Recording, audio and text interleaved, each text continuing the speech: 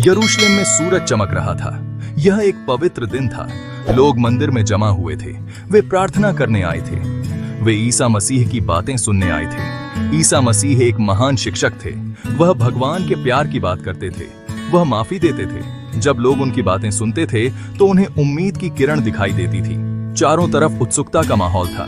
सब लोग ईसा मसीह के बोलने का इंतजार कर रहे थे। उन्हें क्या पता था कि एक नाटक होने वाला है, क्योंकि माइकी ये से ठीक कहा यही ओलस की बात सासा के।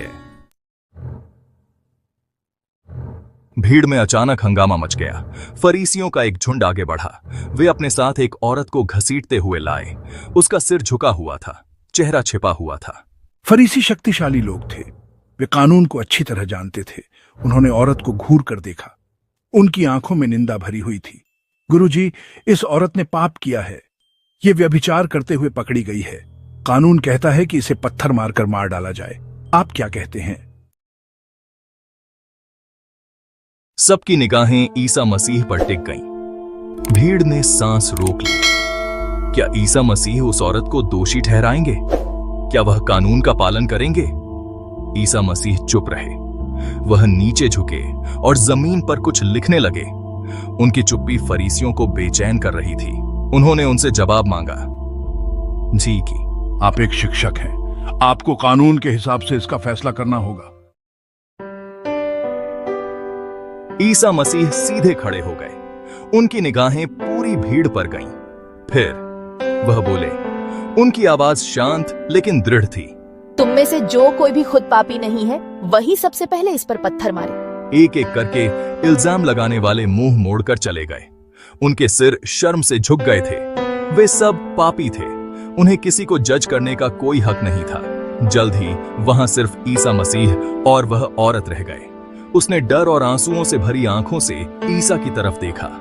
वह उसके साथ क्या करेंगे? ईसा ने उस औरत को दया से देखा। उन्होंने न सिर्फ उसका पाप देखा, बल्कि उसका दर्द, उसकी शर्म, उसका पछतावा भी देखा। उन्होंने उसे उठाने के लिए हाथ बढ़ाया। तुम्हारे आरोप लगाने वाले कहाँ हैं? उन्होंने धीरे से पूछा। क्या किसी ने तुम्हें दंड नहीं दिया?